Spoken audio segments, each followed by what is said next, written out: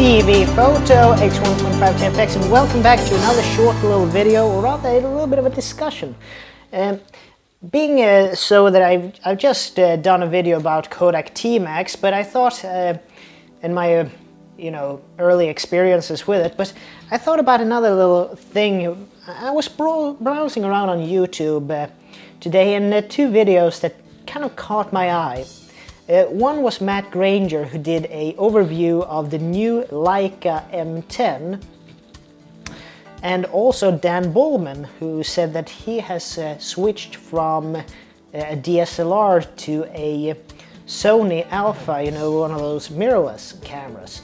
And I think I brought this up in one of my older videos about me not being so fond of rangefinders, but I thought that these two videos kind of emphasized a little bit a thing that I've been starting to ponder.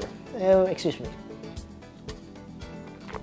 Well, also I remember I saw a Begin Japanology, a series from Japan, a little bit of a discovery thing when they talk about Japanese culture, and then they talked about cameras, and also you can look up the Northrup's little picture this. Yeah, their episode about, I think it was Canon, and they talked about how Canon started by doing Leica replicas.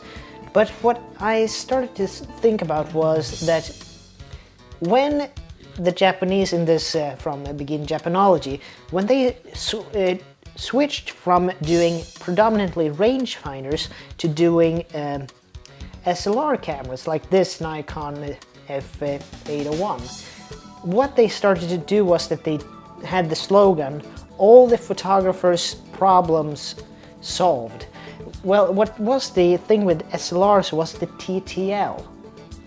That instead of the photographer only composing a rough estimate compared to what the lens actually saw, which was the thing with rangefinders, TTL cameras were when you saw through the lens. That's what TTL is.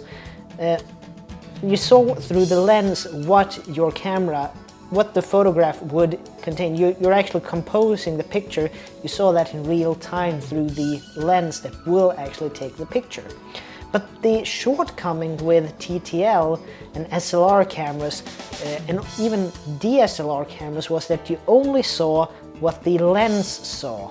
You didn't see what the actual photographic medium that would capture the image. In film days, even though you saw TTL through the lens, you didn't see what the film emulsion actually would reproduce. You know what I mean?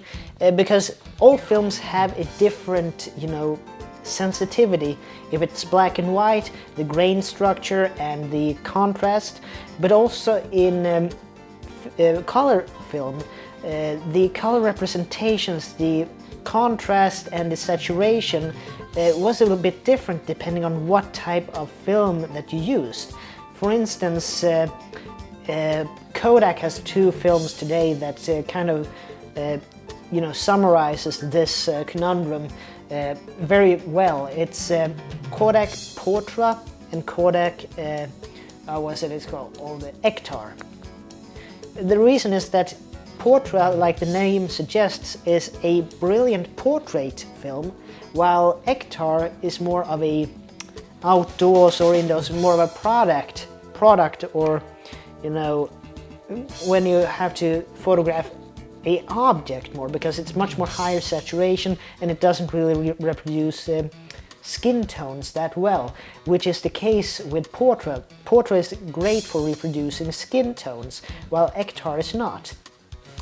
But that's just the tip of the iceberg. But now, when we have, at least with mirrorless cameras, I would call mirrorless cameras, while SLRs and DSLRs were TTL cameras, where you saw through the lens, I would say that mirrorless cameras are TTS cameras.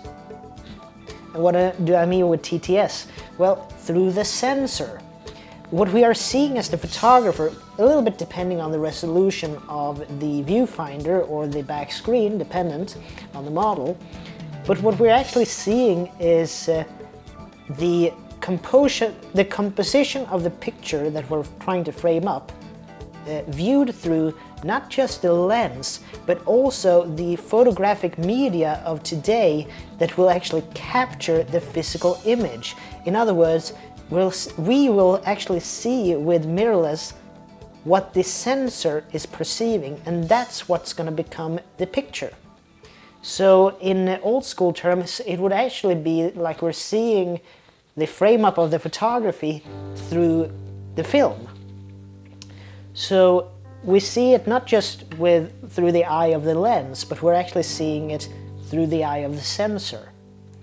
So if we have a lot of noise or anything like that, or if we have a different type of color balance, we will see that, and that we didn't see before. But I don't think that is many people that have picked up on that fact that we're now entering into the TTS era, or through the sensor era. I mean, we have done it with smartphones even since they got a digital camera in them, because the cell phone screen is actually a representation of a TTS camera.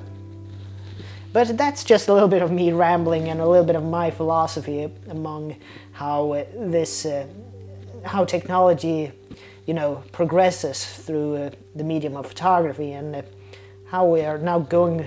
Maybe we are in a transitional period between what the TTL of the SLR and D-SLR cameras, and we're moving towards the what should we say, TTS of the mirrorless and the new digital rangefinders that Leica is pioneering.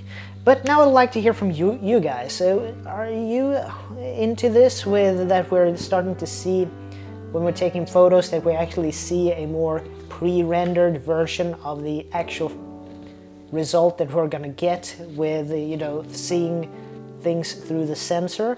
Or is it more of the old school that we actually just see TTL through the lens and not really bothering too much about the sensor? Yeah, the sensor is important, but I think you understand what I mean. But I would like to hear your thoughts on the subject. So anyway, this is Tobias Bergström from T.B.Photo X1.5 TFX, and I would like to see you guys in the next video, so take care from now on. And as you supposedly should say in this YouTube malarkey, please like, comment, share, and subscribe. So yeah, all that jazz. See you later. Bye.